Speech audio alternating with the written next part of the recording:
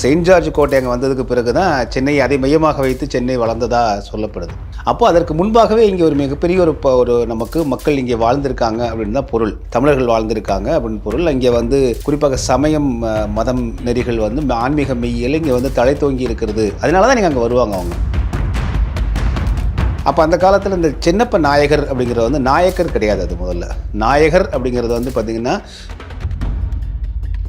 So அப்படி இருக்கும் பொழுது வந்து இந்த சின்னப்ப நாயகர்கிட்ட வந்து பிரிட்டிஷ்காரன் முதல்ல இங்கே வந்தபோது கட்டடங்கள் கட்டினதே முதல் கட்டடம் இந்தியாவிலே இங்கே தான் செயின்ட் ஜார்ஜ் கோட்டை தான் கட்டுறாங்க. அப்புறம் தான் கொல்கத்தாவுக்கெல்லாம் பின்னாடி வந்து இறங்குறாங்க.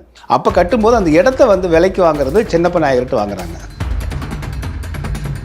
இவர் வந்து நாயகரை இவர் நாயுடுன்னு பிரித்து சொல்லுவாங்க. ஆனால் இங்கே பொதுவாக நமக்கு அறியப்பட்டது என்னென்னா, நாயுடும் நாயக்கரும் ஒன்றுன்னு நினச்சிருக்கு. இல்லை, அது நாயுடுங்கிறது குடிப்பெயர். அது அந்த பெருங்குடி மக்களுக்கான தெலுங்கு பெருங்குடி மக்களுக்கான குடிப்பெயர். நாயகருங்கிறது தமிழ் பட்டப்பெயர்.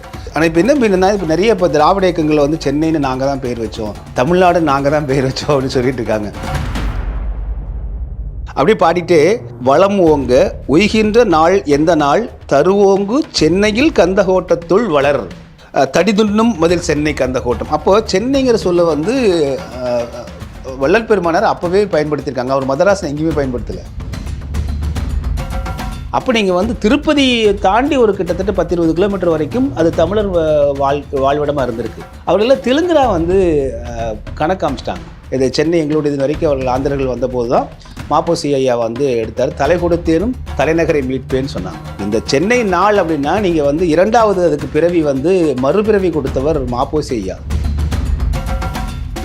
பூராமே நீங்கள் வந்து தமிழர்களுக்கு திராவிட பட்டமும் தெலுங்குகளுக்கு வந்து தமிழர் பட்டமும் வந்து கிட்டத்தட்ட 50-60 ஆண்டு காலமாக சூட்டி நம்ம ஒட்டு மொத்தமும் அவர் வந்து மடைமாற்றி குழப்பத்துக்குள்ளே ஆளாக்கிட்டாங்க.